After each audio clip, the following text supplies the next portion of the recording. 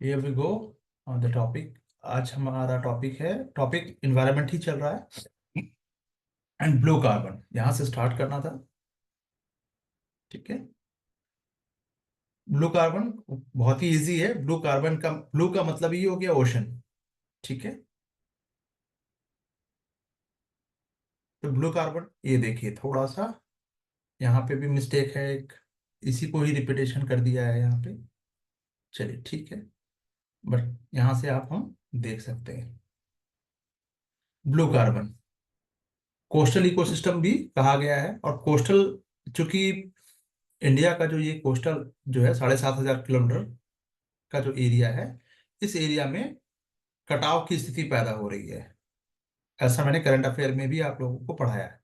Comment करते चलिएगा तो ज्यादा बेटर रहेगा। पढ़ाया है कि नहीं जैसा कुछ मैं बोल रहा हूँ तो आना चाहिए कि कम से कम हाँ आपको याद है। नहीं तो ऐसे मुझे भी लगेगा कि यार मैंने पढ़ाया भी है कि नहीं। नो। ठीक है चलिए। वेस्टर्न घाट तो है ही, ईस्ट एंड वेस्ट दोनों कोस्ट में कटाव तो हो ही रहा है ना। चलिए तो ओशन और इकोसिस्टम के, कोस्टल इकोसिस्टम की बात हो रही है। उनके द्वारा जो कैप्चर किया गया जो कार्बन है, that is called blue carbon. और कार्बन से टॉपिक यही है। अगर हम बात करें कोस्टल मैंग्रोव की, ठीक है, तो मैंग्रोव, सी ग्रास और जो टाइडल मार्शेज है, दलदली ज्वारी दलदल जो है, ज्वार का मतलब क्या है? समुद्र से जब पानी बहुत ज्यादा, समुद्र का पानी जब कोस्टल एरिया में आ जाए और फिर वो बाहर ना निकल पाए, आने के बाद वापस ना जाए और पानी सूख के थोड़ा सा दलदल हो जाए, तो समुद्र तल के नीचे दबे हुए दबे नीले कार्बन का हिस्सा संग्रहित करते थे ये। ठीक है। जैसे कि अन्य क्षेत्र में वन की, अगर हम फॉरेस्ट की बात करें तो उसके कंपैरिजन ये अधिक तीव्र गति से कार्बन को क्या करते हैं, फॉरेस्ट के कंपैरिजन, ध्यान दीजिएगा यहाँ पे फॉरेस्ट के कंपैरिजन है, ये ज्यादा स्पीडी होती है इसकी कार्बन एब्जॉर्प्शन की और स्टोरेज की जो गति होती है ना, स्पीडी होगा। लाखों वर्षों तक ऐसा करते रह सकते हैं बिल्कुल। तो तटीय मिट्टी में पाए जाने वाला कार्बन जो है हजारों वर्ष पुराना होता है, ये ध्यान रखिएगा। कार्बन क्लियर है? यहां से क्वेश्चन बन सकता है। एक मिनट मुझे दीजिएगा।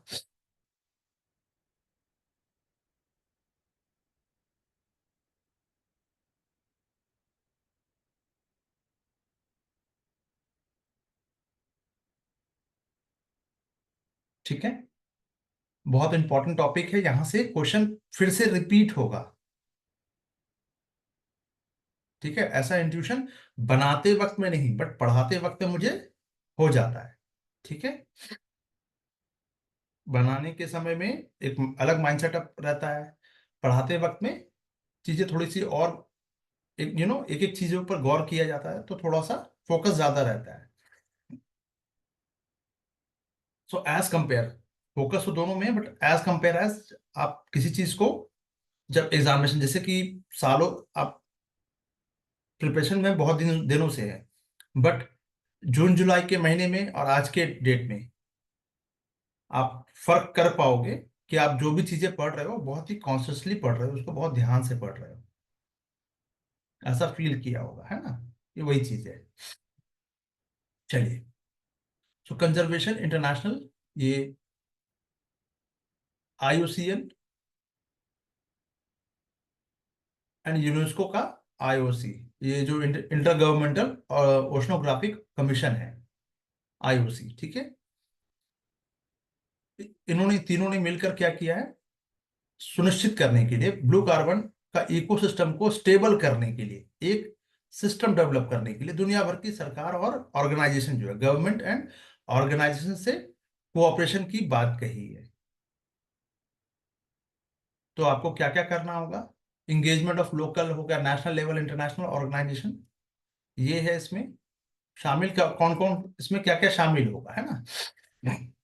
Comprehensive method for carbon accounting, incentive mechanism होगा यहाँ, प्रोत्साहन तंत्र की, भैया अगर आपने कुछ लोकल्स को सब्सिडी दे सकते हैं, थोड़ा सा प्रोत्साहन दे सकते हैं। जैसे कि एज फॉर एग्जांपल अगर आप देखें कि प्लास्टिक को का कलेक्शन जो है घरों में, जो प्लास्टिक सामान जो पॉलिथीन वगैरह है या फिर कुछ और प्लास्टिक का, आप उसको ऐसे ही नहीं फेंक रहे हैं, उसको एक जगह पे स्टोर कर रहे हैं, उसको उसके बाद उसको कोई एक ऑर्गेनाइजेशन बना दी गई है, वो उसको आके आपके घर से कलेक्ट कर लेता है। ठीक है। Scientific research for climate mitigation, यानी मिटिगेशन के लिए, क्लाइमेट मिटिगेशन के लिए और क्या क्या बेटर प्रैक्टिसेस की जा सकती है, ये वो बात हो गई। ठीक है। तो ये सब चीजें it's a part of mains, लेकिन ये पूछा जा सकता है प्री में भी as well as UNESCO, OIC.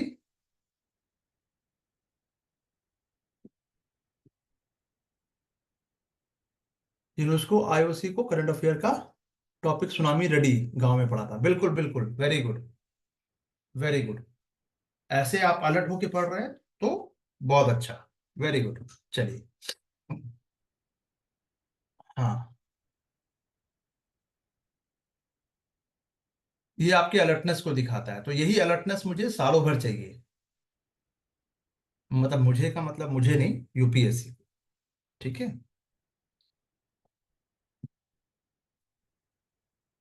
आप लोग पर प्रेशर कम पड़े इसीलिए मैंने डेली का जो करंट अफेयर है वो बंद बंद कर दिया देना। लेकिन वही है कि अब मैगजीन भी नहीं कवर करोगे तो फिर कैसे चलेगा, है ना। इसीलिए मैगजीन बहुत जरूरी है, क्योंकि अब ये लास्ट ऑप्शन है।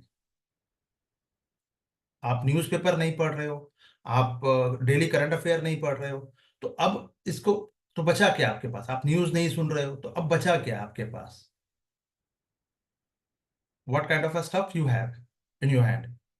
सो बेसिकली ये लास्ट ऑप्शन है। अब इसको भी अगर आप कॉम्प्रोमाइज करते हो तो फिर आपके पास कुछ बचेगा नहीं, है ना। चलिए। तो इसलिए बहुत ही पिन पॉइंट के साथ इसको पढ़ना जरूरी है। ब्लू कार्बन तंत्र क्या है?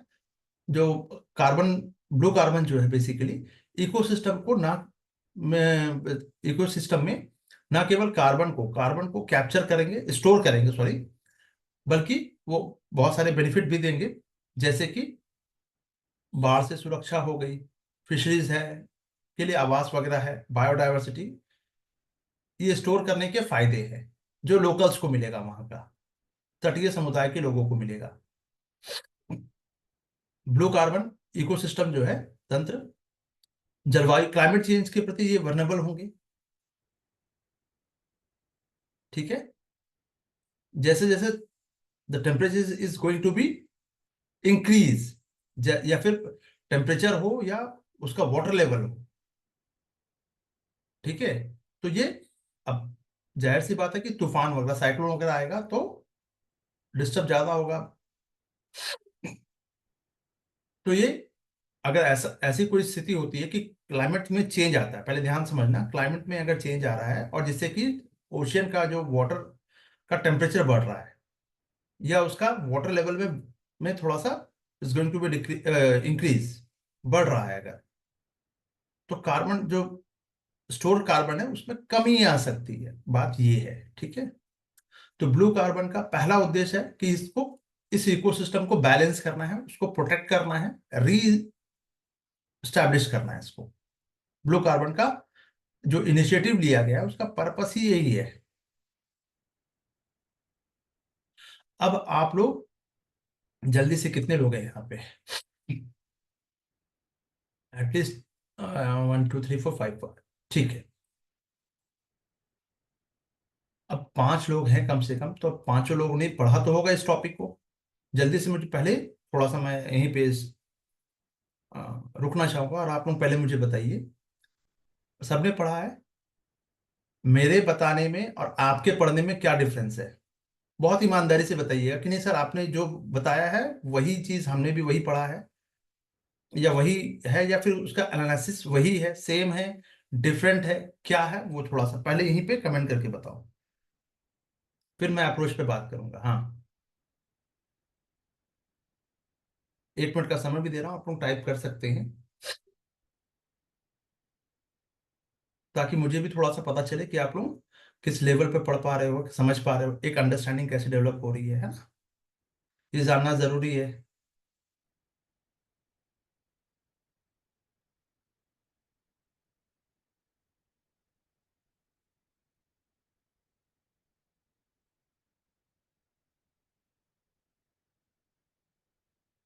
आराम से कीजिए। पहले एक बार कमेंट कर दीजिए मगर, और सभी लोग कीजिएगा।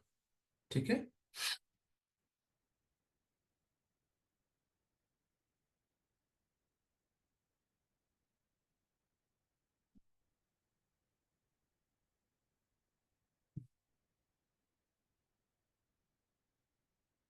अभी तक कमेंट नहीं आया आप लोगों का, कमेंट कीजिए सभी लोग।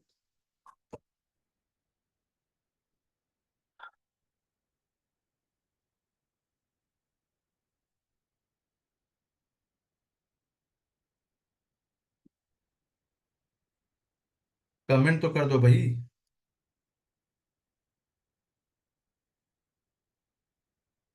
इतनी परेशानी तो नहीं होनी चाहिए।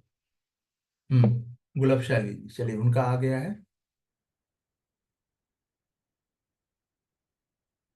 हाँ, 80 to 85% तक सेम थिंग है, फोकस होता है। बट क्या करते हैं, थोड़ा मोर फोकस और डिफरेंट अप्रोच होती है आपकी। अच्छा ठीक है।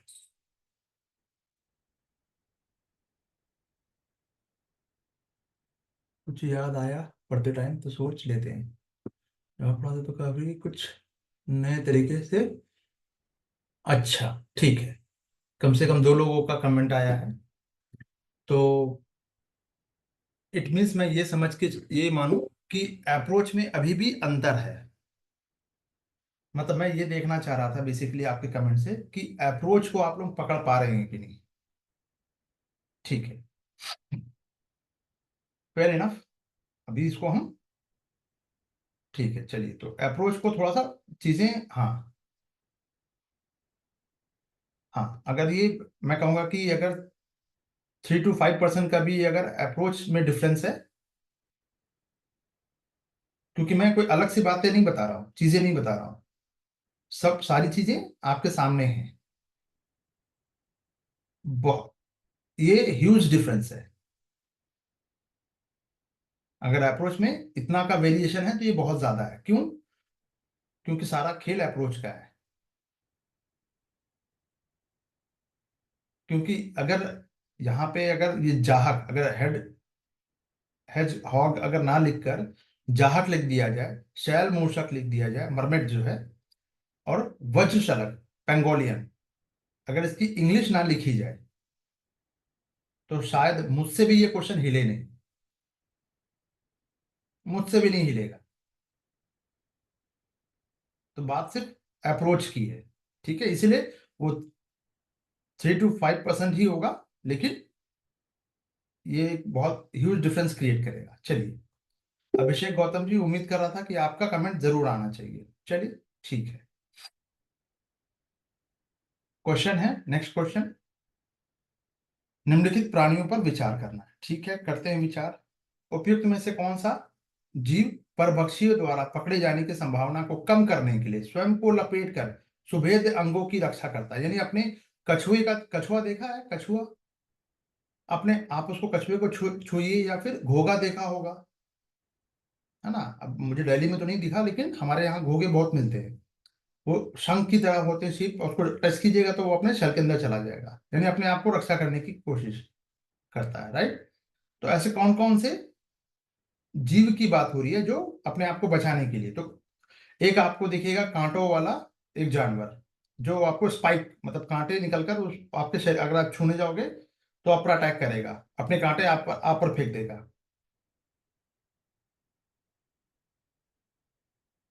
तो कुछ विशेषता है, जैसे कि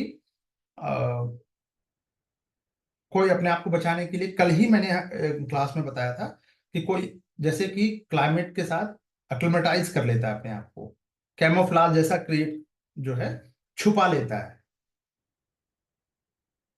कोई रंग बदल लेता है, कोई केमिकल को सिक्रीट कर देता है, ताकि लोग उसे खा, मतलब जो प्रेडेटर है उसको उसका शिकार ना करे। ठीक है। ये बात समझ में आ रही है? कल कल ही पढ़ा है हमने, है ना? चलिए, कल की क्लास में। तो इसका करेक्ट आंसर ठीक है, 1 और 3 है ये। अब एक एक करके थोड़ा सा जान लेते हैं, यूपीएससी ने पूछा है तो थोड़ा सा देख लेते हैं। हेड्जहॉग क्या है? एक छोटा सा निशाचर है, स्तनधारी है, मैमल है। ठीक है, यूरोप अफ्रीका में, एशिया में भी पाया जाएगा। नुकीले कांटे होंगे। एक बार थोड़ा सा फोटो वगैरह जाके देख सकते हैं, ठीक है। और डिफेंस मैकेनिज्म का प्रमुख हिस्सा कि जैसे भी आप, छोटा सा जानवर है, मतलब खरगोश से थोड़ा सा बड़ा, ठीक है। जब भी कोई शिकारी उस पर हमला करेगा तो अपने आप को पूरा वो गोल बना लेगा, गोल गेंद की तरह, लेकिन पूरे कांटे की तरह होगा। ठीक है। यूट्यूब पे देखा होगा आप लोगों ने, लोग उसको थोड़ा सा कहीं से बचा के लाते हैं तो उसको घरों में पालते भी हैं। सभी लोग नहीं करते हैं, बट ठीक है।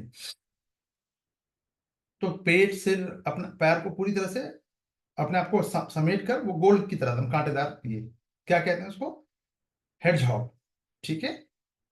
चलिए, तो कोई इसको पकड़ नहीं सकता और हमला करना, क्योंकि सामने ही नहीं जाओगे, वो कांटे से आप, वो आप पर अटैक कर देगा।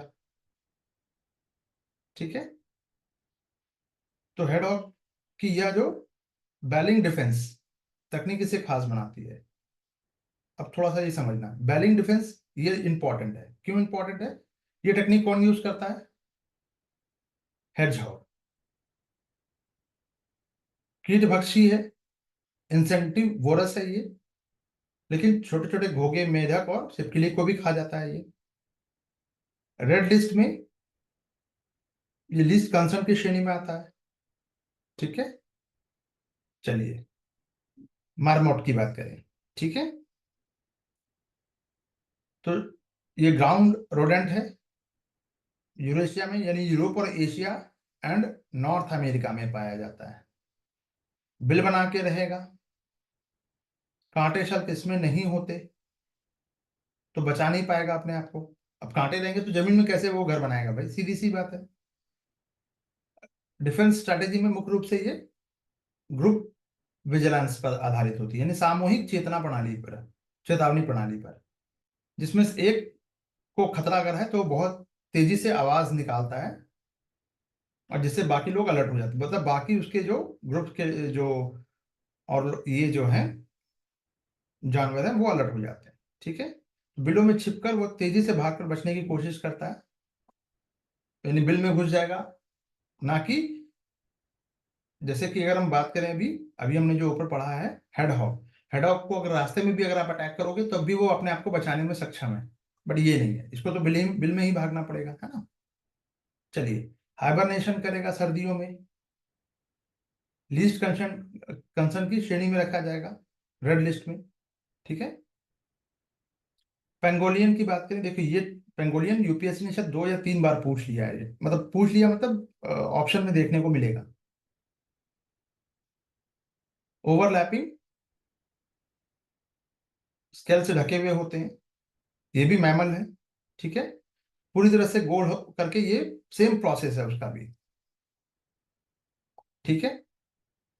इसके शल्क इतने मजबूत होते हैं, बट इसमें फिश की तरह होंगे, इस तरह से, तो कोई इसको चीर नहीं सकता। तीखी शल्कों का उपयोग करके रक्षा के हथियार के रूप में करता है, यानी अपने आप को, आप उसमें हथौड़ी मारिए, पत्थर मारिए, वो अपने आप को बचाएगा। ठीक है। शक्तिशाली पंजे और पूंछ से भी वार कर सकता है। ठीक है। खाता क्या है भाई? ये आंट एंड टर्माइट, ये दीमक वगैरह जो है इसको खाता है। एंट ईटर भी कहा जाता है इसको। ठीक है। सबसे ज्यादा दुर्भाग्य की बात यह है कि जो तस्करी सबसे ज्यादा हो किए जाने वालों में से एक है इसका। इसके शल का यूज होता है परफ्यूम बनाने में।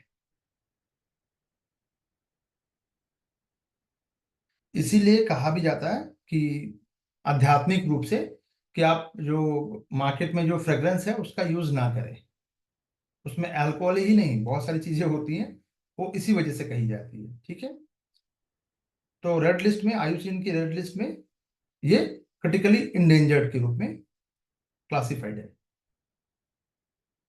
आप बहुत सारे ऐसे, अब एक चीज और समझिएगा, करंट अफेयर की क्लास में जो या मंथली मैगजीन है, उसमें जितने भी आपको इन्वायरमेंट से रिलेटेड जो टॉपिक है, जिसमें अगर वो लाइन बैट में है, न्यूज़पेपर में अगर आया हुआ है, तो उसको मैं कवर कर लेता हूँ, ठीक है। तो उतना ही कीजिएगा, उससे ज्यादा बियॉन्ड जाने की कोशिश कीजिएगा, तो वो ऐसा लड्डू है जो पूरा खाया नहीं जाएगा। अगर 2 किलो का लड्डू दे दिया जाए तो आप नहीं खा सकते उसको, देखने में तो अच्छा लगेगा बट आप खा नहीं पाओगे, ठीक है। चलो,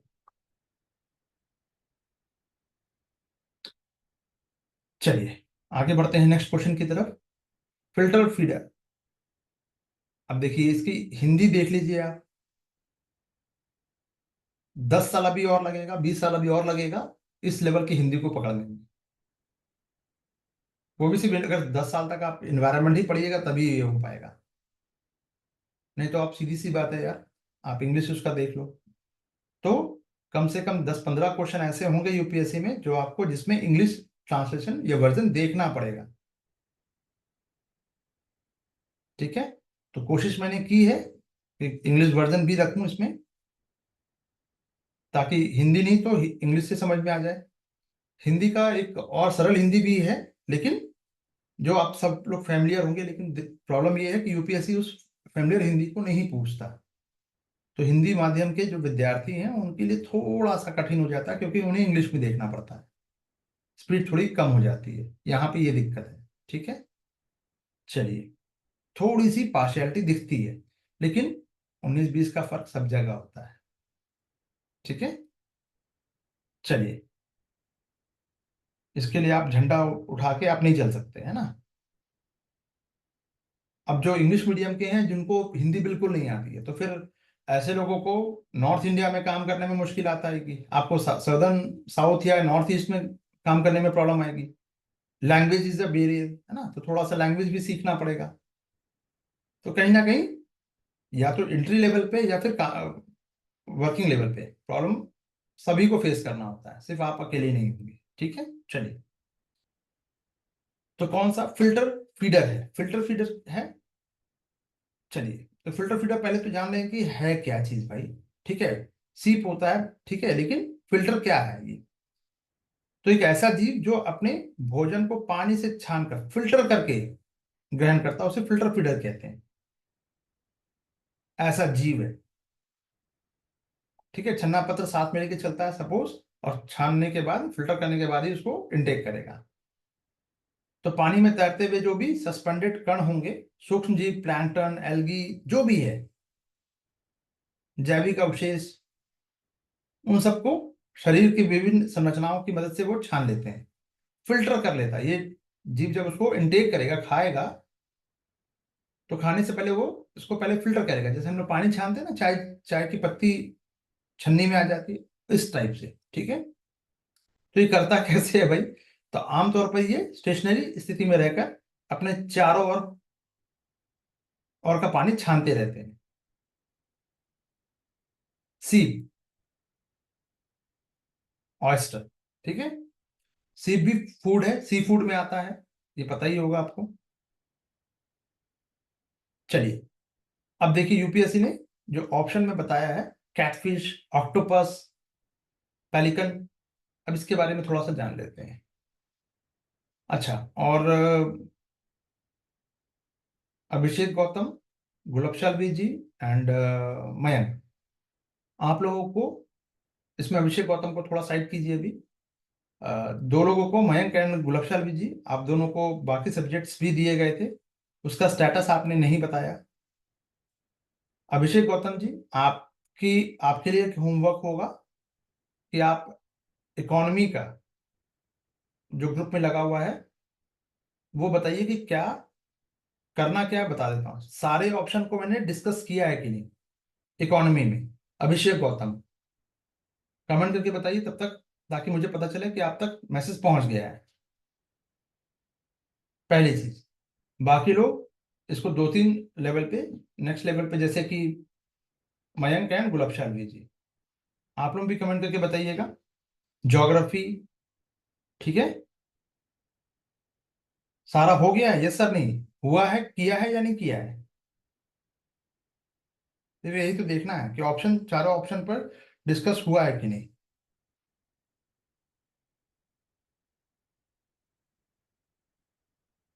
अच्छा, ज्योग्राफी स्टार्ट, ठीक है, वेरी गुड।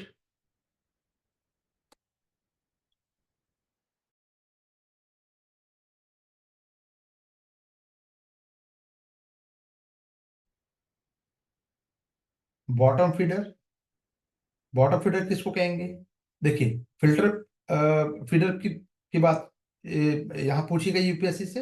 बॉटम फीडर की बात हो, तलभक्षी, जो नदी या तालाब के तल पर मौजूद कीड़े या जो भी इंसेक्ट वगैरह जो है सड़े गले पदार्थों को खाता है, ठीक है।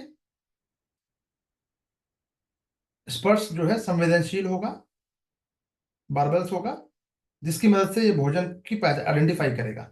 यानी मूंछों से ये एक तरह से फेरोमोन्स की तरह काम करता है, एंटीना की तरह, ठीक है। सक्रिय शिकार भी कर सकता है, यानी अगर मूवेबल है शिकार उसका, तो डेफिनेटली उसको वो, लेकिन ये पानी में छान वान के नहीं करेगा। एक्टिव शिकार शिकार भी कर सकता है ये, ठीक है। चलो, ऑक्टोपस इस बार के लिए थोड़ा सा ज्यादा इंपॉर्टेंट। क्यों ज्यादा इंपॉर्टेंट है? अभी लाइमलाइट में था ऑक्टोपस, ठीक है। मांसाहारी है, कार्निवोरस है, क्रेटेशियस, क्रेटेशियन जो मछली और अन्य समुद्री जीवों का शिकार करेगा ये। शिकार को पकड़ने के लिए अपने आर्म्स और जो सकर्स होते हैं, इस तरह का किसी भी बॉडी पार्ट में वो चिपक कर खून चूसेगा, ठीक है। चलिए, ऑक्टोपस के बारे में थोड़ा सा और होना चाहिए था। चलिए, इसको एक सेकंड,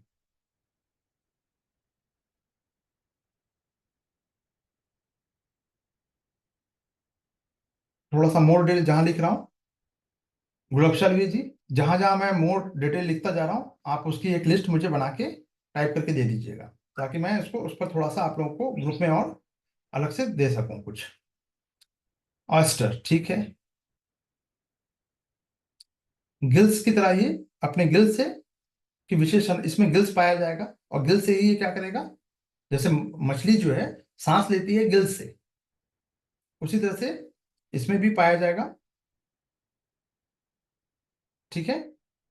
इसमें मौजूद सूक्ष्म जीव, प्लवक और जैव कण को ये फिल्टर कर लेता है आराम से, और फिर उसको इनटेक करता है, क्योंकि सीप है ना। चलिए, एक वयस्क सीप जो है एक दिन में लगभग 50 गैलन तक पानी छान सकता है, ठीक है। तो ये वाटर प्यूरिफिकेशन इकोसिस्टम के लिए बहुत, यानी पानी को फिल्टर कर रहा है यार, तो इको फ्रेंडली हो गया ना, ठीक है। चलिए, पेलेनिकल हॉवेल्स इसको कहते हैं, ठीक है। ये मांसाहारी पक्षी है, और ये आपको समुद्र के ऊपर उड़ते हुए दिखाई देंगे, मछलियों को ही खाएगा ये। तो अपनी चोंच में थैली नुमा एक बड़ा सा इसकी चोंच होगी, आपने देखा भी होगा, ये चोंच है, बट इसकी थैली यहाँ पे होती है। 2-2 किलो, 3-3 किलो की मछली को ये आराम से ये, मतलब इसको मछली चूर भी कहा जाता है लोकल लैंग्वेज में, ठीक है। कुछ भी चीजों को छुपा लेगा वो अपने इसमें, ठीक है। तो फिल्टर फीडिंग नहीं करेगा, बल्कि सीधा शिकार करके भोजन करता है, ठीक है। तो फिल्टर फीडर का इंपॉर्टेंस क्या है, और फूड चेन में इसका क्या रोल है, ठीक है, ये थोड़ा सा देख लेते हैं।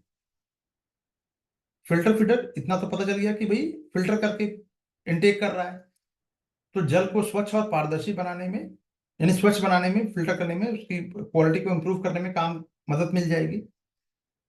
और जैसे ही वाटर की क्वालिटी इंप्रूव होगी,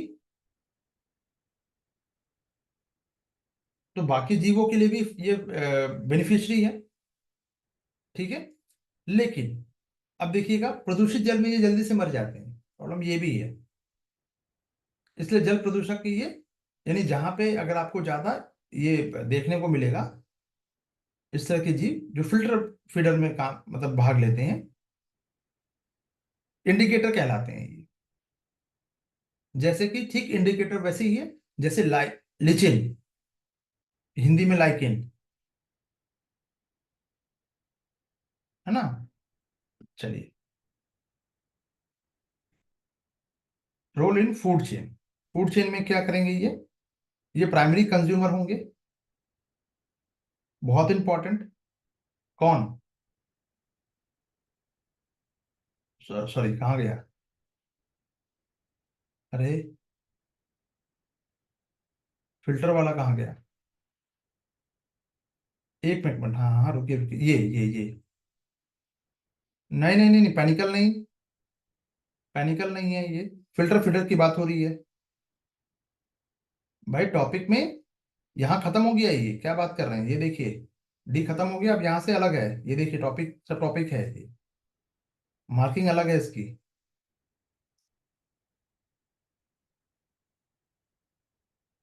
ठीक है, चलिए। तो ये क्या है? प्राथमिक उपभोक्ता है, प्लैंटन एल्गी को खाएंगे, और स्वयं उच्च उपभोक्ता है, कंज्यूमर के भोजन बनते हैं ये। यानी शाकाहारी है, प्लैंटन खाएंगे, लेकिन कोई जो मांसाहारी जो जानवर है वो इनको खाएगा। जैसे हिरन जो है घास खाएगी, लेकिन शेर हिरन को खाएगा। ठीक है, तो ये ऊर्जा प्रवाह, यानी जो एनर्जी फ्लो की एक कड़ी के रूप में होंगे। अब बायो एक्यूमुलेशन की बात करें, यानी जैव संचयन। अच्छा, ऊर्जा का प्रवाह हमेशा क्या होगा? एक देश एक रेखीय होगा। ऊर्जा का प्रवाह जब भी होगा फूड चेन में, वो एक रेखीय होगा, याद रखिएगा।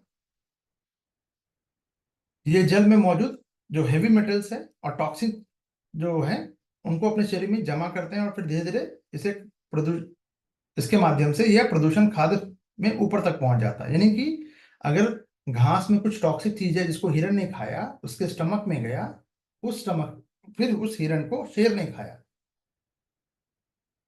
तो इस तरह से वो चीजें ऊपर तक चली गई।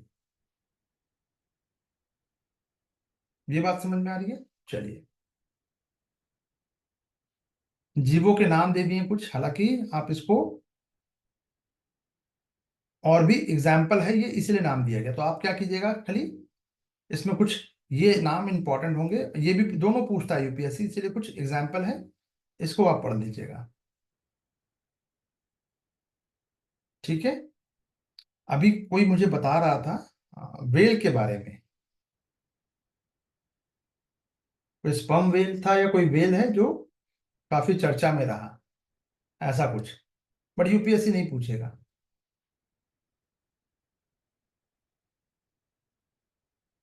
गुलाब शर्मा जी कौन सा? अच्छा, ठीक है, कौन सा सब्जेक्ट है? गुलाब शर्मा जी, आपने किस सब्जेक्ट के बारे में मैं बता बात कर रही हैं? ओके, ज्योग्राफी, ठीक है। ठीक है,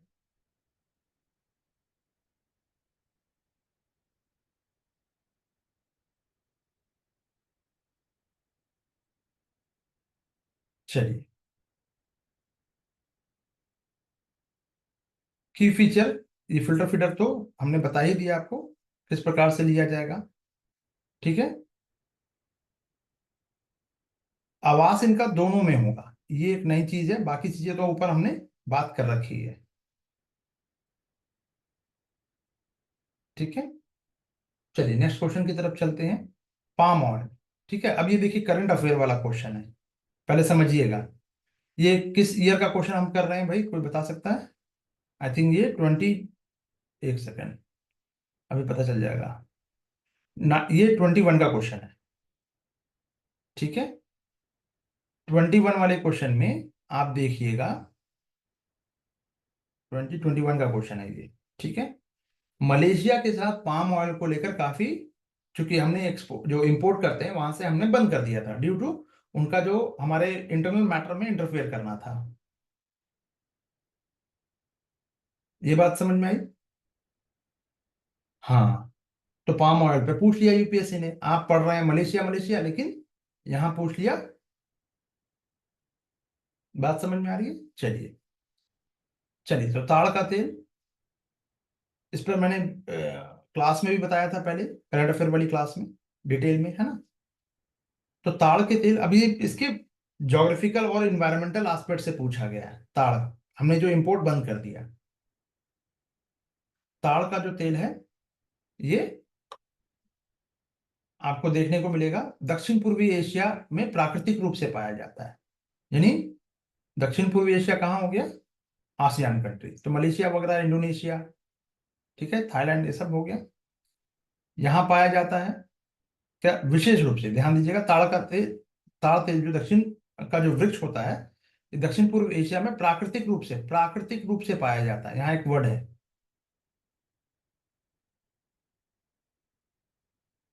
ठीक है, प्राकृतिक मतलब खुद से हो रहा है वो, जबकि वहां तो प्लांटेशन हुआ है ना भाई।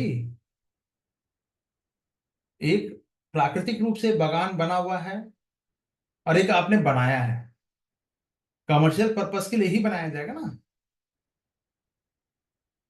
ठीक है। चलिए, तो वर्ड देखिएगा यहाँ पे, प्राकृतिक रूप से। स्थानिक हो सकता है, हाँ हाँ, स्थानिक हो सकता है शेखर जी, बिल्कुल सही बात, वेरी गुड। लेकिन नेचुरल, लोकल लेवल पे मिल जाएगा, लेकिन एक तरह से जब आप कमर्शियल पर्पस के लिए उसका यूज कीजिएगा, तो वो नेचुरल, मतलब वो खुद से हो रहा है और आप उसका यूज कर रहे हैं, ऐसा नहीं होगा। ठीक है। तो ताड़ का तेल जो है लिपस्टिक और इत्र बनाने के उद्योग में, कुछ उद्योगों के लिए कच्चा माल का सोर्स है। ठीक है। और ताड़ का तेल का जो उपयोग है, जैव डीजल के रूप में उत्पादन किया जा सकता है, कुड भी, बिल्कुल किया जा सकता है।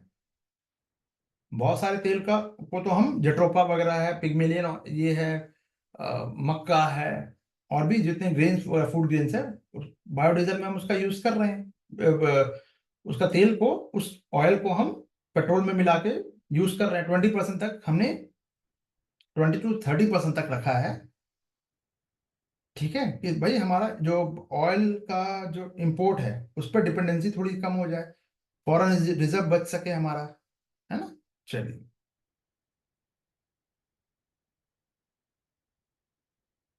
जी, ई फ्यूल पे। ठीक है। चलिए, आगे बढ़ते हैं।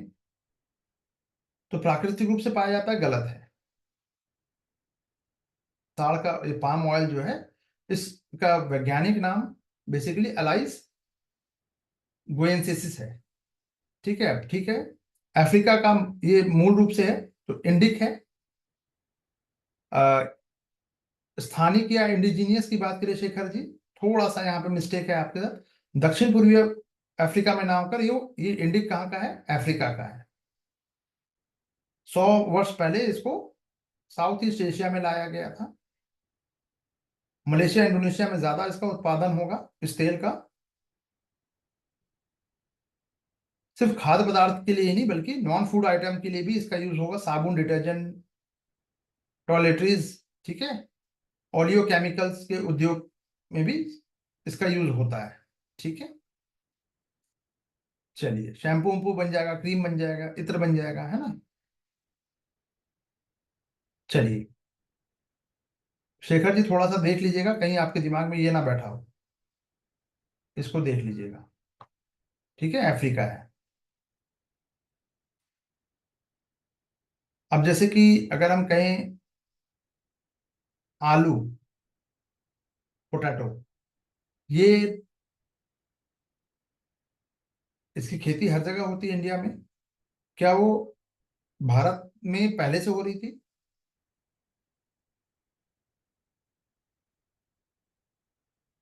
पोर्चुगीज उसको लेके आए, ऐसा कुछ। ठीक है। चलिए, तो ताड़ का तेल बायोडीजल के लिए एक प्रमुख सोर्स है, इंपॉर्टेंट सोर्स है। सीधे डीजल इंजन में बिना किसी संशोधन के प्रयोग किया जा सकता है, बिल्कुल।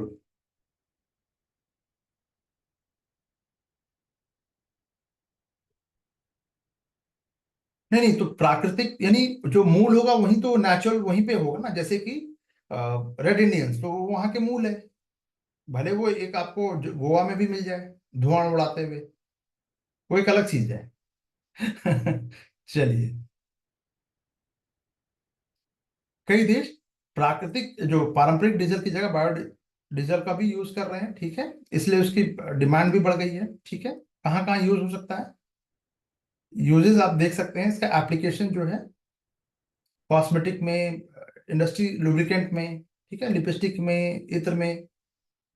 चलिए, आइसक्रीम, चॉकलेट, कॉफी क्रीम, सब में हो सकता है इसका, ठीक है, वनस्पति घी वगैरह में, सब में होगा इसका, तो इसको थोड़ा सा देख लीजिएगा। पहले ही बात हो चुकी है, पश्चिम अफ्रीका में है, और अप्रोप्रिएट जाइएगा तो पश्चिम अफ्रीका में मिलेगा आपको। 85% तक तो इंडोनेशिया और मलेशिया में हो रहा है, ठीक है। दुनिया में सबसे ज्यादा अगर कोई वेजिटेबल ऑयल यूज हो रहा है तो यही है वो। अब ध्यान से देखिएगा, डिफॉरेस्टेशन जैसे पर्यावरणीय विवाद क्या है कि वनों की कटाई, जैव विविधता की हानि और ग्रीन हाउस गैस की, क्योंकि इसको प्लांटेशन करना है तो आपको जंगल को काटना पड़ेगा। भाई जमीन कहाँ से लाओगे, तो जंगल काटोगे, जंगल काटोगे तो डिफॉरेस्टेशन होगा। जंगल में अलग अलग किस्म के पेड़ पौधे हैं, आपने सिर्फ एक ही पौधा लगा दिया तो ग्रीन हाउस गैस उत्सर्जन में वृद्धि होगी। बिल्कुल है, ये लाइन बहुत इंपॉर्टेंट है, ठीक है। सैचुरेटेड फैट पाया जाता है, जिससे कि आपको हार्ट अटैक का थोड़ा सा खतरा बढ़ जाएगा, ठीक है। Round table on sustainable palm oil, एक यानी टिकाऊ पाम ऑयल के लिए, यानी इसमें जो कमियां है, सैचुरेटेड फैट है, उसको अनसैचुरेटेड जो फैट है उसमें कन्वर्ट करना है, ताकि लंबे समय तक आप इसका यूज कर सकें। इसके लिए एक इनिशिएटिव भी लिया गया है, RSPO। ये initiative is related to palm oil, ठीक है। चलिए, क्लियर हो गया। इसको तो आप ताड़ का बगान वगैरह लगाते हैं तो ये वर्षा वनों को साफ किया जा रहा है वहां पे, है ना। चलिए, अब ये देखिए, यहाँ पे ओरंग उटांग आ गया, गिब्बन आ गया, हाथी बाघ के लिए भी, उनके भी जीव आवास नष्ट हो रहे हैं। ओरंग उटांग पूछ लिया गया है, इस बार चांसेस है गिब्बन की।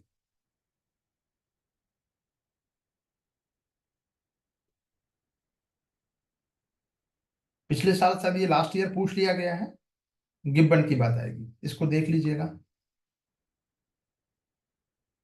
ठीक है। चलिए, WWF, पाम ऑयल तो ये बता ही दिया गया है। राउंड टेबल, ठीक है, चलिए इसको भी कर लीजिएगा। मोरिंगा, हाँ ठीक है, सहजन, कितने लोगों को पसंद है मोरिंगा। मोरिंगा का पाउडर आयुर्वेदिक में भी काम आता है ना।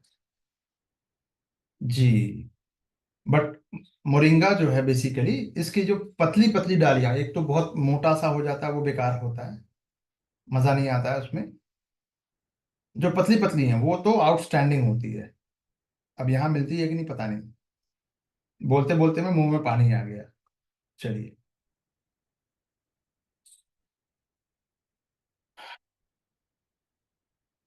नहीं, पतली का मतलब हो गया कि आप उसको च्यूइंग नहीं करेंगे, बस सीधा उसको इंटेक करेंगे। BP और कोलेस्ट्रॉल में, जी बिल्कुल। बिल्कुल, उसका आयुर्वेदिक उसका यूज है, बिल्कुल। स्किन ग्लो करने में भी है, बहुत सारी चीजों में है। चलिए, अब कुछ चीजें पूछ ली गई हैं। मोरिंगा सहजन के बारे में पूछा गया है कि एक फलीदार सदापर्णी वृक्ष है, सदापर्णी वृक्ष, ठीक है। इमली का पेड़ दक्षिण एशिया का स्थानिक वृक्ष है। अब देखिए, फिर से आ गया एक यहाँ पे वर्ड आ गया, स्थानिक। इमली का पेड़ दक्षिण एशिया का, साउथ एशिया का, अच्छा ठीक है। भारत में अधिकांश इमली जो है लघु वन उत्पाद के रूप में संग्रहित होती है, यानी कि जंगल से उसके आसपास के एरिया से मिल जाती है, ठीक है। भारत में इमली और मोरिंगा का बीज निर्यात करता है, ठीक है।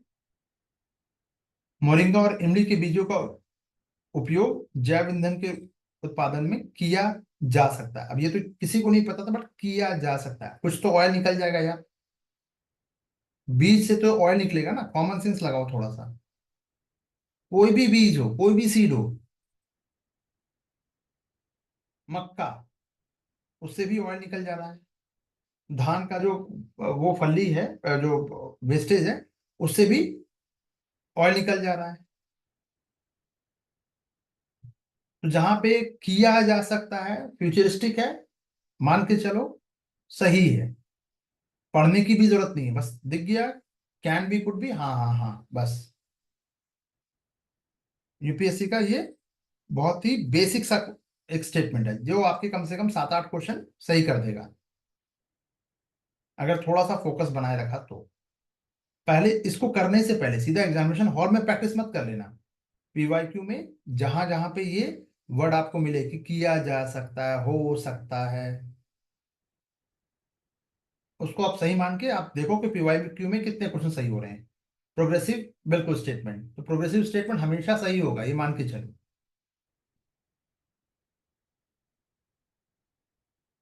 ठीक है, चलिए। तो फलीदार सदा, अच्छा, इसकी डिटेल देख लेंगे। दो तीन चार, सॉरी, 3 4 5 इसके सही आंसर हैं। 3 4 5 ये सही है, बाकी ये दो गलत है। क्यों गलत है वो देख लेंगे एक एक बार। ठीक है, क्यों? तेजी से बढ़ने वाला ड्रॉट रेजिस्टेंस पेड़ है ये, मोरिंगा जो है, ओलिफेरा, यानी सूखा बहुत ज्यादा बर्दाश्त कर सकता है ये। भारतीय उपमहाद्वीप का मूल निवासी नेटिव है ये। एवरग्रीन नहीं है, बल्कि डिसीसियस है, यानी कि गर्मी के समय में ये अपने पत्ते गिरा देता है, पर्णपाती है। ठीक है, मेरिकल ट्री भी कहा जाता है। इसकी हर चीज खाने लायक है। इनफैक्ट आपको में से बहुत कम लोगों को पता होगा, मोरिंगा का जो पेड़ होता है, जो सूख जाता है, ये चारकोल के रूप में, जो एम्युनिशन, छोटे मोटे जो पटाखे बनाने में यूज, इसका चारकोल के रूप में होता है। ये मैंने पहले भी बताया है, क्योंकि ये वजन में बहुत हल्का होता है। ठीक है, चलिए। इमली का पेड़ की बात करें तो ये अफ्रीका का मूल है। अब थोड़ा सा ऊपर चलिए वापस। ये स्टेटमेंट यहां चेंज किया यूपीएससी ने, इसको यहां चेंज किया है। और अभी हमने देखा अफ्रीका वगैरह आसपास पूछ रहा है वो। ठीक है, चलिए, ठीक है। प्राचीन काल से उगाई जा रही है, लेकिन फूड वगैरह में आपको साउथ इंडियन डिश में इमली जरूर मिलेगा हर जगह। ठीक है, चलिए। तीसरा है, इमली का जो माइनर फॉरेस्ट प्रोड्यूस करता है ये, उसके रूप में स्टोर किया जाता है, बिल्कुल सही कथन है। जैसे तेंदुपत्ता, या फिर और भी जड़ी बूटियां वगैरह हैं। ठीक है, ध्यान दीजिएगा, कई राज्यों में इसको, इस पर एमएसपी भी मिलती है। तो बेसिकली, चूंकि वनों पे आश्रित है ये, जनजाति समुदाय इसको कलेक्ट करती है, इसीलिए इसको एमएसपी इस पे मिलती है। मोरिंगा और इमली के बीज का निर्यात होता है, बिल्कुल होता है। बायोडीजल के रूप में यूज हो रहा है, बिल्कुल हो रहा है। इसीलिए तो बायोडीजल बेसिकली क्या है, निर्यात हो रहा है। ठीक है, चलिए, ये भी ठीक है। और बायोडीजल के रूप में आपको मैंने पहले बता दिया है। ठीक है, कौन सी प्रक्रिया है, जैसे इमली के बीजों से भी तेल निकाल लिया जाता है, ट्रांस एसिडिफिकेशन एक प्रोसेस है। इस प्रोसेस के द्वारा बायोडीजल में इसको कन्वर्ट कर लिया जाता है। ये चाहे तो ये नाम आप देख सकते हैं, इमली के बीजों के लिए। ठीक है, ड्रम स्टिक भी कहा जाता है, बिना इसके तो सांभर बनना मुश्किल है ना, ऐसा कुछ कहा जाता है। मिराकल ट्री भी कहा जाता है। विटामिन सी आंवले में और मोरिंगा में विटामिन सी सबसे ज्यादा होता है, और विटामिन सी आपके स्किन ग्लो में सबसे ज्यादा है, क्योंकि आयरन भी होगा और एंटीऑक्सीडेंट भी से भी भरपूर होता है। कहा जाता है कि भाई इतना खट्टा होता है कि इसके पाउडर को आप 1 चम्मच डेली अगर उसका आप सेवन कीजिएगा तो महीने भर में आपका स्किन ग्लो कर जाएगा। ठीक है, लेकिन कड़वा भी बहुत होगा, है ना। चलिए।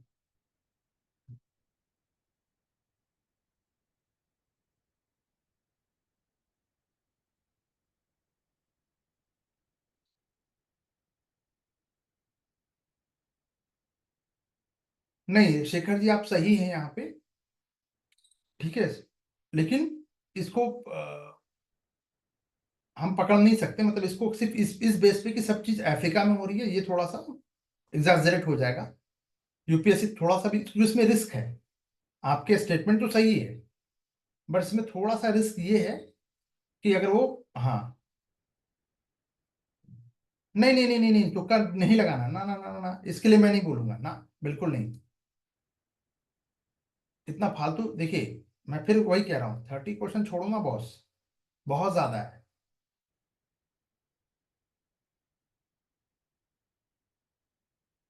मैं उस पर बात करूंगा थोड़ा सा, एक अलग से क्लास वास में, जब बीच बीच में मैं बताता भी रहता हूँ, ठीक है।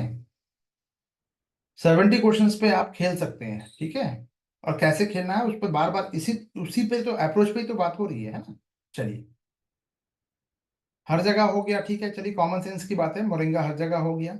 इमली की बात करें तो ये फलीदार है, खट्टे मीठे दोनों मिल गया, आपको पाचक वगैरह हो गया। एंटी इंफ्लामेटरी होगा, सूजन वगैरह जो है तो बॉडी को वो भी कम करता है। कहा जाता है कि भाई इमली का जो पेड़ है, उसके उसके तने बहुत कमजोर होते हैं। तो कहा जाता है कि जब भी अगर आप उस पर चढ़ने की कोशिश कीजिएगा तो उसका उसकी शाखा टूट जाती है, तो इसलिए कह दिया जाता है अक्सर कि उसमें भूत रहता है। क्यों? क्योंकि भूत उत नहीं रहता बेसिकली।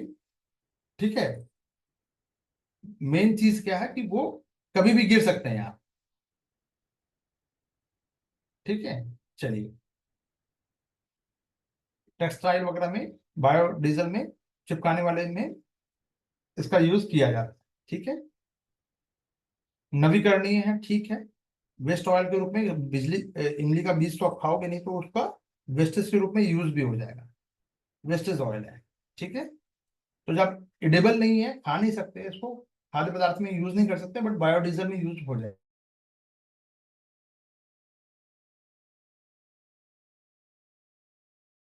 एमएसपी फॉर एमएफपी, ये आदिवासी को उनके वन लघु वन उत्पाद पर उचित मूल्य सुनिश्चित करने वाली प्रक्रिया है। इसको भी देख लीजिएगा। ट्राइफेड और नाबार्ड की बात करें तो नाबार्ड लघु वन उत्पाद पर आधारित कुटीर उद्योगों को फंड प्रदान करता है, नाबार्ड करता है। ट्राइफेड तो basically tribal cooperative marketing development federation of India है, यानी आदिवासियों के लिए ही है, बेसिकली बनाया गया है। जो जंगल में जो भी मटेरियल कलेक्ट कर रहे हैं उसको इंडिया लेवल पर, स्टेट लेवल पर बेचने का काम यही करेगा। ठीक है, काइंड ऑफ आप ऐसे समझ लो, अगर इतना भी नहीं समझ में आ रहा तो एक लाइन में समझो, आदिवासियों के लिए ये फ्लिपकार्ट और अमेजन है। ठीक है, और तब ये अमेजोन आया भी नहीं था, फ्लिपकार्ट अस्तित्व में नहीं था, तब से है ये। क्योंकि अभी 10 सालों से ही मैंने 10 20 सालों से ही सुन रहा हूँ अमेजोन का नाम, है ना। चलिए, कृषि में फर्टिगेशन के क्या लाभ है, अब देखो यहाँ लाभ पूछा है, गौर करो, यहाँ पे लाभ पूछा है, बेनिफिट पूछा है।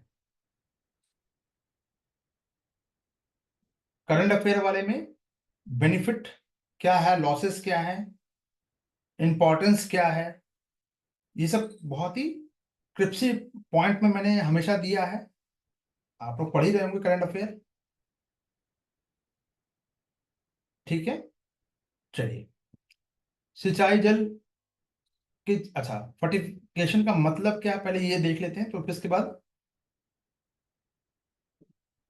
जैसे कि सिंचाई जल की क्षारीयता का नियंत्रण संभव है। क्षारीयता का मतलब बेस की बात हो रही है, एक एसिडिक और दूसरा बेस। ठीक है, रॉक फॉस्फेट के सभी अन्य फॉस्फेटिक उर्वरक की सफलता के साथ इसका अनुप्रयोग संभव है। सभी लिख दिया यहाँ पे, देखिए। दिख रहा है? पौधे के लिए पोषक बढ़ी हुई मात्रा में सुलभ किए जा सकते हैं, ठीक है। न्यूट्रिशन मिल जाएगा, ज्यादा मिलेगा। रासायनिक पोषकों के निच्छालन में कमी, निच्छालन मतलब इसका जमीन के अंदर पहुंच जाना, उसमें कमी संभव है, बिल्कुल ठीक है। पॉजिटिव चीजें में पूछा गया है संदर्भ में, बिल्कुल ठीक है। एक एक करके बात कर लेते हैं। आंसर आपको पता ही है, 134 है। चलिए बात कर लेते हैं फर्टिगेशन क्या है। तो ये उर्वरकों को सिंचाई के जल में पहले मिला दिया जाएगा, ठीक है, और फिर पौधे तक पहुंचाया जाता है। तो एक तरह से ड्रिप इरिगेशन सिस्टम के माध्यम से किया जाएगा, जो इजराइल वाली सिस्टम है। ये क्यों पूछा गया, अब ये थोड़ा सा समझ लीजिए। थोड़ा सा अगर गूगल करके देखिएगा तो 2020 में, चूंकि ड्रिप सिंचाई वाली जो कॉन्सेप्ट है इजराइल से अडॉप्ट, ये इजरायली टेक्निक है बेसिकली। इसका मैसिव जो यूजेस है, जो एप्लीकेशन है, वो यूज किया जा रहा है आपका जो डेजर्ट एरिया है, राजस्थान जैसी जगहों पे, या जहाँ पानी की बहुत किल्लत है, कमी है ना। तो इस विधि में पोषक तत्व को कितना मिलाना है, पानी में कितना मिलाना है, और फिर पानी को का ही छिड़काव कर देना है। तो अलग से बीज डालो, फिर वो घुलेगा, बहुत सारी चीजें हैं, टाइम टेकिंग प्रोसेस है। तो इससे टाइम भी बचेगा आपका, आपकी मेहनत भी बचेगी। वाटर का यूटिलाइजेशन भी आप बहुत ही केयरफुली कर पाइएगा, कुशलता से कर पाइएगा, स्मार्टली कर पाइएगा। सीधा एक एक बूंद, ड्रॉप जो है, ड्रॉपलेट जो है, वो पौधे की जड़ों में जाएगा। पोषक तत्व की बर्बादी कम होगी, ठीक है। जल भराव या मृदा जो क्षारिता है उसको भी ये कम करेगा। यानी अगर मृदा क्षारिता का मतलब यहाँ पे क्या, अल्कलाइनिटी की बात हो रही है। जैसे मान लीजिए ये खेत है आपका, आपका ये पूरा पीस ऑफ लैंड है, ठीक है। यहाँ पे आपने आमतौर पे क्या है कि भाई एक छोटा सा वो आपने मेड़ है, मेड़ को कट किया और यहाँ से, यहाँ आपके प्लांट लगे हुए हैं, आपने खेत में पानी छोड़ दिया। तो ये कितना पानी लेना, कोई मेजरमेंट तो है नहीं। 2 घंटे के लिए, 4 घंटे के लिए, 6 घंटे के लिए फ्री का पानी है, छोड़ देते हैं लोग, तो खेतों में ज्यादा पानी लग जाता है।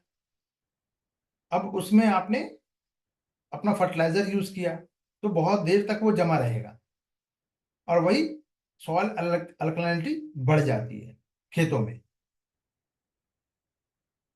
तो इससे बचने के लिए क्या है कि भैया पानी में ही मिला दिया, और पानी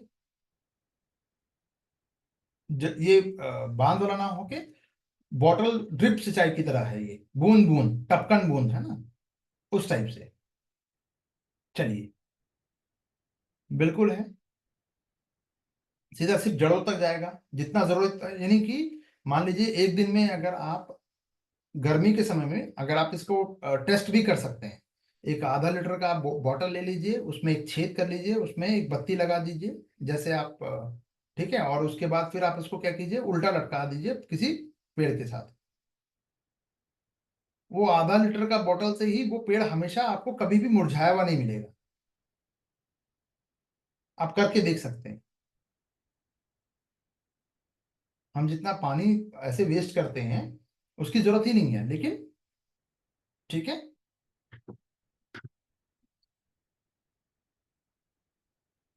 चलिए, तो फर्टिगेशन से क्या है, फर्टिगेशन का मतलब है कि उर्वरकों को आप डायरेक्ट वाटर में सॉल्युबल करके मिला के पानी की गुणवत्ता को भी सुधार कर सकते हैं, ठीक है। तो ड्रिप सिंचाई में सीधे जाएगा ये। चलिए, कुछ उर्वरक मिट्टी की क्षारता को कम भी कर सकते हैं, जैसे अमोनियम नाइट्रेट जो है। तो सभी वाला जो है ना, कि सभी करते हैं, यहाँ देखिएगा रॉक फॉस्फेट की बात हो रही थी, कहाँ गया, रॉक फॉस्फेट और सभी अन्य फॉस्फेटिक उर्वरक का सफलता के साथ अनुप्रयोग संभव है, तो बिल्कुल नहीं है। क्यों नहीं है, क्योंकि रॉक फॉस्फेट क्या होते हैं, ये इनसॉल्युबल है। Momo mono ammonium phosphate, MAP, map, और पोटेशियम फॉस्फेट, ये पानी में सॉल्युबल ही, वाटर में सॉल्युबल है ही नहीं, घुलेगा ही नहीं, तो कैसे करोगे, ठीक है। पौधों के लिए पोषक तत्व की अधिक मात्रा में सुलभ कराया जाता है, ठीक है। स्प्लिट एकदम ड्रॉप ड्रॉप ड्रॉपलेट देते जाएगा, ठीक है। तो जितना जरूरत है उसके आसपास पानी में, वो जमीन में रिस रिस के वो चला जाएगा, एक एक बूंद, ठीक है। अधिक मात्रा में मिल गया उसको, जितना चाहिए उससे थोड़ा ज्यादा ही मिल गया उसको, इधर उधर वेस्ट नहीं गया, है ना, इवेपोरेट नहीं होगा, ठीक है।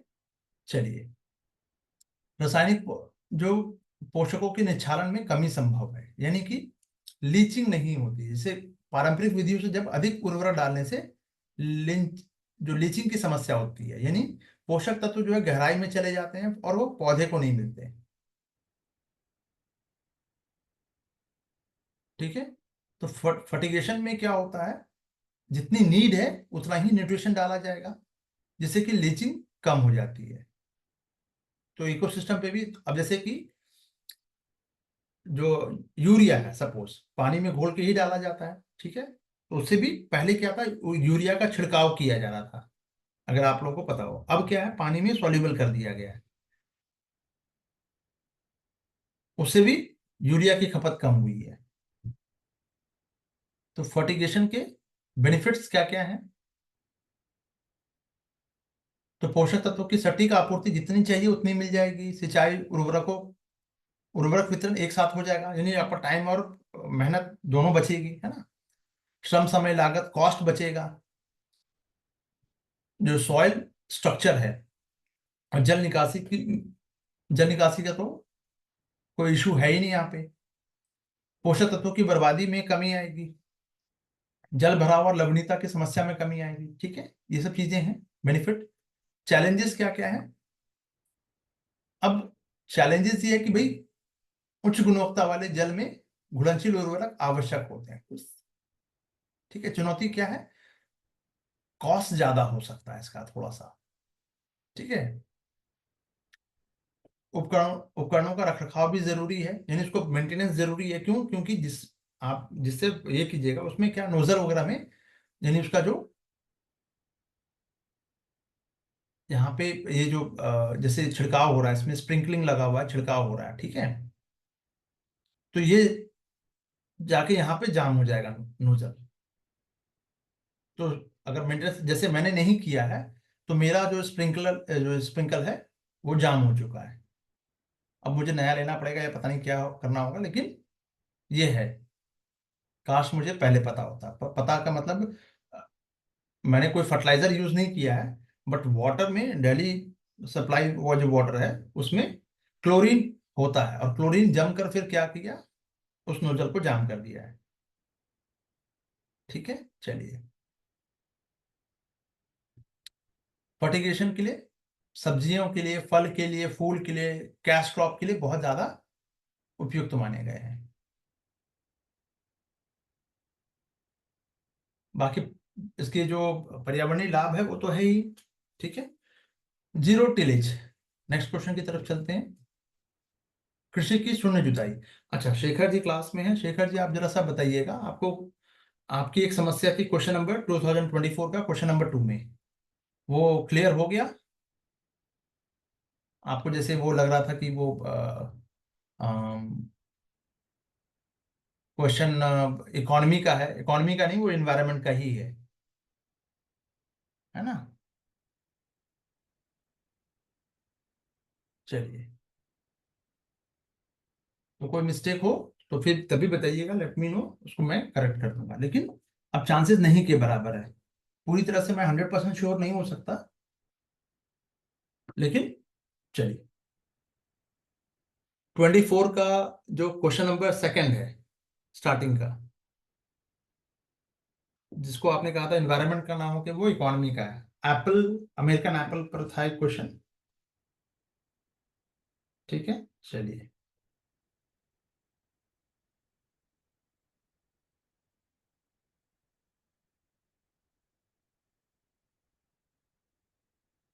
ट्रेजरी बिल पे था, अच्छा, ठीक है, मैं देख लूंगा।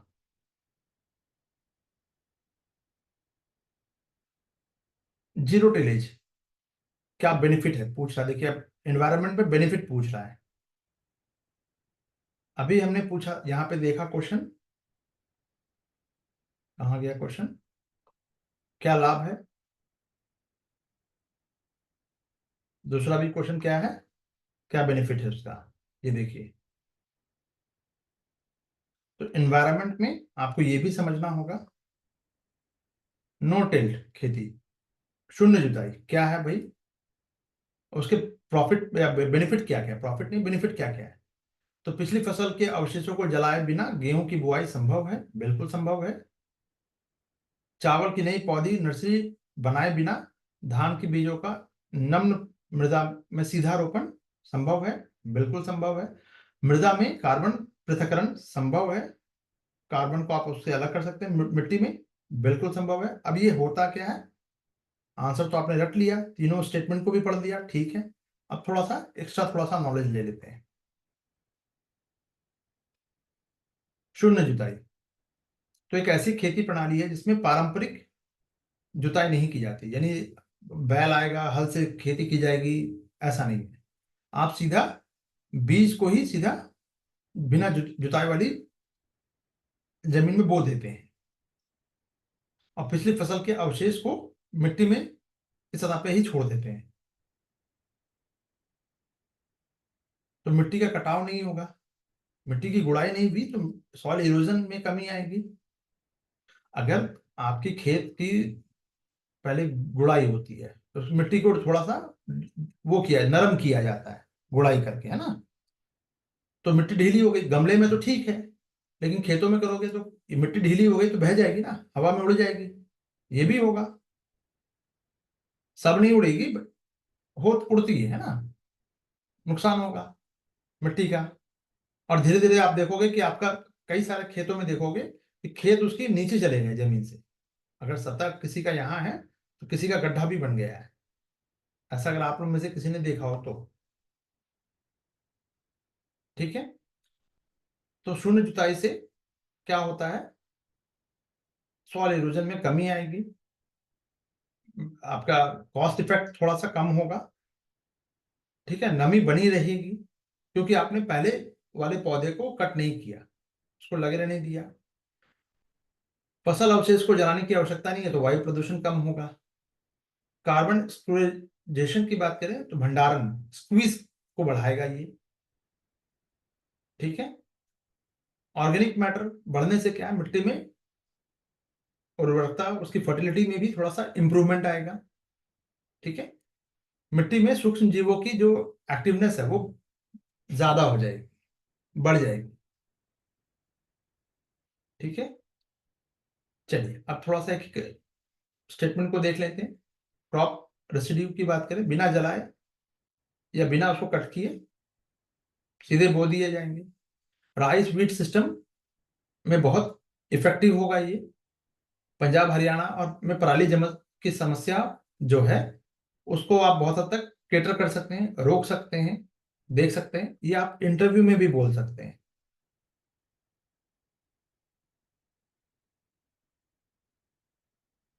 ठीक है। चावल की नई पौध की नर्सरी बनाए बिना, अब सीधा रोपण तो किया ही जा सकता है, बता ही दिया अभी आपको, डायरेक्ट सीड राइस है, DSR कहा जाता है इसको। धान की पौधे तैयार करने और रुपाई की जरूरत ही नहीं होगी तो मेहनत कम हो गई, ठीक है, टाइम वाइम बच गया आपका। धान के पौधे को रोपने के लिए पहले खेत में पूरे पानी का भरा हुआ होना आवश्यक है, आपको ये पता होना चाहिए। तो अक्सर लोग पानी कहाँ भरे, तो इससे अच्छा है कि भाई जब बारिश होने लगती है, एक दो बार बारिश होने के बाद थोड़ा सा पानी भर जाता है खेतों में, तो बारिश के मौसम में ही धान की रोपाई होती है, ये तो पता ही होगा, नहीं पता तो याद रखिएगा। IAS बनने जा रहे हैं भाई, रेवेन्यू को कलेक्ट करना आपका काम है, ठीक है। चलिए, तो मृदा में मिट्टी में कार्बन पृथक्करण संभव है, बिल्कुल सही बात है, क्योंकि बार बार खोदा नहीं जाएगा, जब खोदा नहीं जाएगा तो मिट्टी में मौजूद जो कार्बन है वायुमंडल में जाएगा नहीं, तो मिट्टी में ही सुरक्षित रहेगा, ठीक है। तो ऑर्गेनिक मैटर जो धीरे धीरे ये ऑर्गेनिक मैटर में बदल जाएगा और ये स्टोरेज हो जाएगा, कार्बन स्टोरेज को बढ़ाएगा ये, तो ये जो प्रोसेस है इसको ही कहते हैं कार्बन पृथक्करण, जो क्लाइमेट चेंज से निपटने में भी सहायक होगा। जितना आराम आराम से और समय देके इसको पीवाईक्यू को पढ़िएगा, ट्रस्ट मी, यकीन यानी मतलब मैं आपको यकीन करने को नहीं कह रहा हूं, आप एक बार थोड़ा सा इसको टाइम देके पढ़िएगा तो भटकने की जरूरत नहीं पड़ेगी, ऐसा मेरा मानना है। जी डिम्पल जी। गेहूं और धान में विशेषकर है, बाकी जगह पे भी कर सकते हैं, बट मास देखिए, अच्छा वेरी गुड क्वेश्चन, ये भी थोड़ा सा चलिए इस पे भी थोड़ा बात कर लेते हैं। धान और गेहूं की ही बात हो रही है यहाँ पे विश्व प्रणाली पर, बहुत इफेक्टिव है, क्यों है, अब इस पे थोड़ा सा बात कर लेते हैं। अच्छा वो आपने पूछ लिया, नहीं तो मेरे ध्यान से निकल जाता है, इसीलिए मैं बार बार कहता हूँ कि लाइव क्लास ले रहे हैं तो क्वेश्चन कम से कम जो भी मन में आ रहा है पूछते चले जाइए। आपका सवाल बेतुका है, एब्सर्ड है, काम की चीजें हैं या नहीं है, उससे फर्क नहीं पड़ता। आपको मन में आ रहा है आप पूछो, अनावश्यक नहीं पूछो, बट पूछो आप। अब देखो, बड़ा एरिया क्या है, धान और गेहूं का है। अगर मैं टमाटर की टमाटो की अगर खेती कर रहा हूं तो क्या इस धान और गेहूं का एरिया इतना क्या उसे कवर होगा, नहीं होगा। सब्जियां तो 2 दिन में खराब हो जाएंगी, लंबे टाइम तक रहना है इसको, कम से कम 3 महीना। भाई आप जुलाई में, जून जुलाई में बोइएगा तो नवंबर में काटिएगा धान को, गेहूं को आप नवंबर में तैयार किए, खेत तैयार करके डालिएगा तो फरवरी मार्च में जाके काटिएगा, यही होगा ना। तो 3-4 महीने तो लगना है, इसीलिए इफेक्टिव इसीलिए यहां पे ज्यादा है। अब समझ में आई। तो जीरो टिलेज की बात करें, लंबे समय तक रखना है, उस पे बात हो रही है। क्लियर है, नहीं है तो भी पूछिए। तो एक एरिया वाइज टाइम ज्यादा लगेगा, इसीलिए इसका यूज ज्यादा होगा। बहुत इफेक्टिव क्यों है यहाँ पे, बहुत इफेक्टिव क्यों है ये, इसीलिए। ठीक है,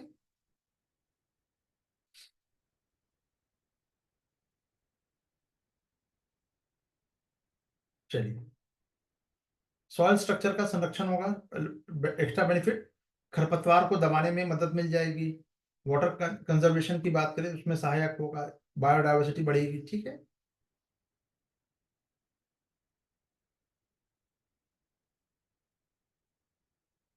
नहीं पराली में सिर्फ पराली की ही बात नहीं हो रही, एरिया वाइज भी देखिए आप, 3 से 4 महीना उसको खेत में लगे रहना है।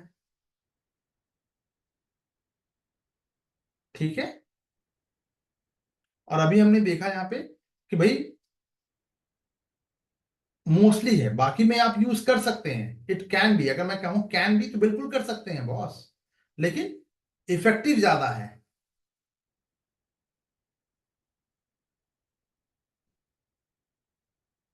ठीक है, चलिए। वाटर कंजर्वेशन ठीक है, एनवायरनमेंट में आपको बता ही दिया ये सारी चीजें। चैलेंजेस क्या क्या है,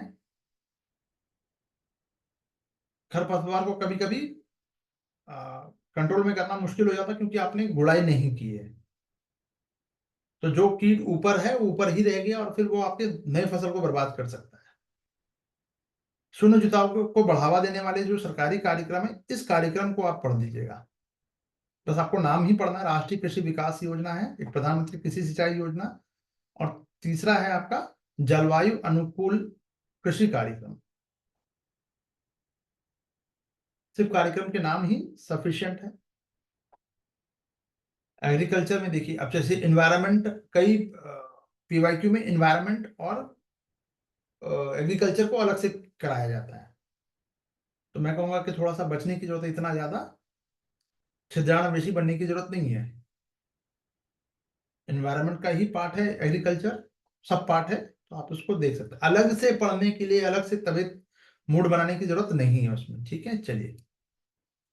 निम्नलिखित में से किस पद्धति या पद्धतियों को परितंत्र अनुकूली कृषि माना जाता है, इकोसिस्टम के अनुकूल कृषि माना जाता है। फसल को का डाइवर्सिफिकेशन हो, अलग अलग फसल होनी चाहिए, बिल्कुल सही बात। अब इसका हिंदी तो मुझे समझ में कभी नहीं आने वाला था। लेग्यूमिन इंसेंटिव इंसेंटिफिकेशन की बात हो रही है, वही नाइट्रोजन फिक्सेशन वाली बात हो रही है। लेग्यूमिन किस में होगा? नाइट्रोजन वो दलहन के पौधे में होगा, ठीक है, मटर के पौधे वाला। टेंसियोमीटर का प्रयोग करना, ठीक है, और ऊर्ध्वाधर वर्टिकल फार्मिंग।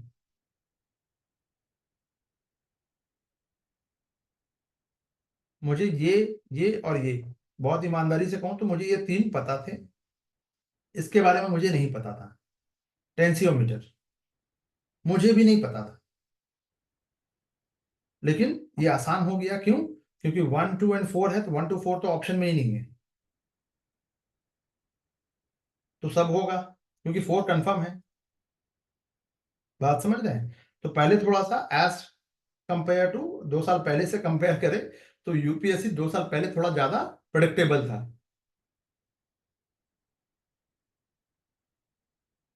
ठीक है, आप लोगों ने मतलब उसका लाभ नहीं उठाया, मैं ये कहूंगा।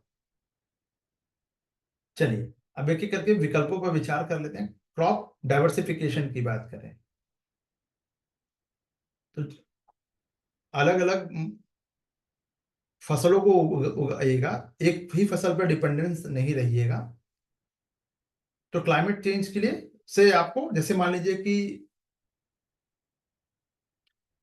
कोई फसल ऐसी है जो जलवायु के अनुकूल नहीं हो पा रही है, तो आपका फसल खराब हो सकता है। तो आप अलग अलग, मान लीजिए कि गेहूं की फसल खराब हो गई, लेकिन आपने दाल भी अरहर और चना मसूर ये सब भी बोया था, वहां की फसल से काम चल जाएगा। तो मिट्टी की उर्वरता भी बनी रहेगी, और आप जल और पोषक तत्वों का कुशल प्रबंध मैनेज भी कर सकते हैं। दलहनी जो फसलें हैं नाइट्रोजन फिक्सेशन करते हैं, तो रासायनिक उर्वरकों की जरूरत ही कम हो जाएगी। तो क्लाइमेट चेंज के प्रति ये अडेप्टेशन को बढ़ाएगी, ऑब्वियस सी बात है। टेंसियोमीटर ये एक इकोसिस्टम को अनुकूल करने की टेक्निक है। ये मिट्टी में, टेंसियोमीटर क्या मापता है? मिट्टी की नमी को मापता है। तो अगर नमी कितनी है मिट्टी में ये पता है, तो कितनी उसको इरिगेशन की जरूरत है, तो एक्सेसिव एक्सेसिव आप उस पर पानी नहीं डालोगे। और अगर मिट्टी में नमी खत्म हो रही है, तो उस पानी की सिंचाई की जरूरत होगी। तो टेंसियोमीटर ये पीवाईक्यू बनाते समय में मैंने देखा इसको, to be very honest note पे। ठीक है, चलिए। ऊर्ध्वाधर वर्टिकल फार्मिंग, ठीक है, कम भूमि में अधिक प्रोडक्शन उत्पादन किया जा सकता है। जल उर्वरक कीटनाशकों की बचत होगी। खेती ऐसे ना करके ऐसे कीजिए, वर्टिकल तरीके से। तो ये बेसिकली, ये वर्टिकल फार्मिंग जो है, ये शहरी क्षेत्रों में बढ़ती आबादी के भोजन को, की आवश्यकताओं को पूरा करने में सक्षम है। क्लाइमेट रेजिलिएंट तकनीक है, और बाहरी मौसम पर ये कम निर्भर रहेगी। यानी कि आप एक शेल बना लीजिए, उसमें ही अपनी जरूरत की चीजों को उपजा लीजिए। जी डिम्पल जी, टेंसियोमीटर ए दिया है, इसका आंसर यूपीएससी ने ए दिया है। 1 मिनट, 1 मिनट, इसका आंसर यूपीएससी ने ए दिया है।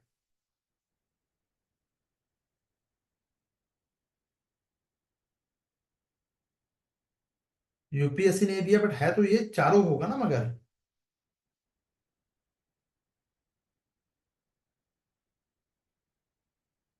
पर्यावरण अनुकूल कृषि। अच्छा ठीक है, हाँ। चलिए हम थोड़ा सा इसको अभी कर लेते हैं। 1 मिनट, इसको ठीक, 1 सेकंड, 1 सेकंड। इतना छिद्रान्वेषण क्यों किया गया है भाई यूपीएससी के द्वारा, ये भी देख लेते हैं, चलिए। शायद इसकी वजह से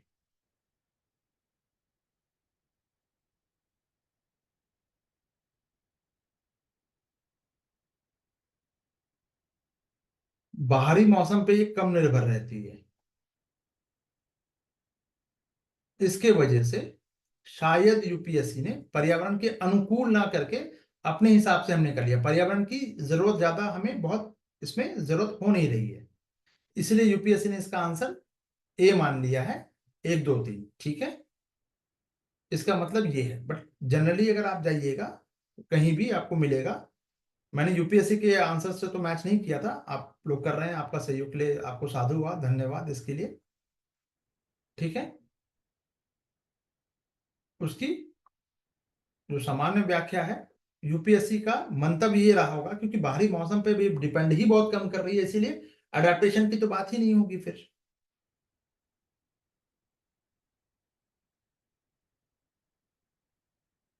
क्लियर है? चलिए शेखर जी, इसका आंसर आप ए कर लीजिएगा यूपीएससी के हिसाब से, ठीक है। चलिए अब थोड़ा सा इस पे और देख लेते, इकोसिस्टम अडेप्टिव एग्रीकल्चर की बात करें तो ध्यान में रखकर पर्यावरण की जो परिस्थितियां उसको ध्यान में रखकर की जाती है, जिससे कि बायोडायवर्सिटी को संरक्षित किया जा सके, सस्टेनेबल हो सके, क्लाइमेट चेंज से निपटने, उसके चैलेंजेस से निपटने के लिए आपकी कैपेसिटी बिल्डिंग थोड़ी सी हो सके, ठीक है। और आप जो नेचुरल रिसोर्सेज है उसका स्मार्टली, कुशल, स्किल्ड मैनेजमेंट कर सके, मैनेज कर सके उसको,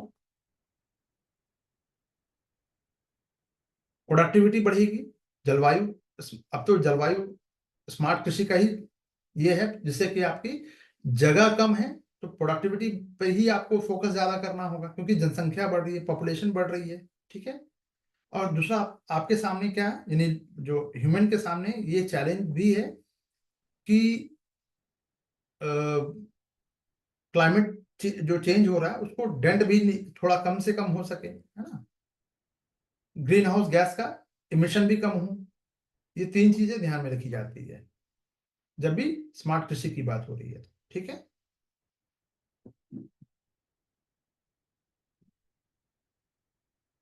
अब देखिएगा यहाँ पे भारत में जो अपनाई जा रही है, natural farming, crop rotation and diversification, agro forestry, micro irrigation, soil health card, use of bio fertiliser, इसमें कहीं भी ध्यान दीजिएगा, वर्टिकल वाली बातें इसमें नहीं कही गई है। कहाँ गया ये, वर्टिकल फार्मिंग नहीं कही गई है,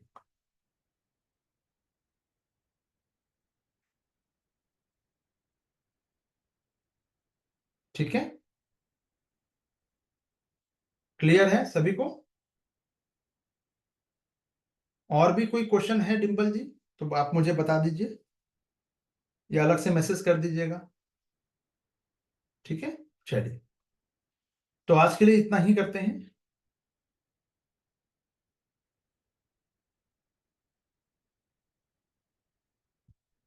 क्लियर है? कोई क्वेश्चन है तो आप लोग कभी जाइएगा नहीं, बस 1 मिनट दीजिए मुझे।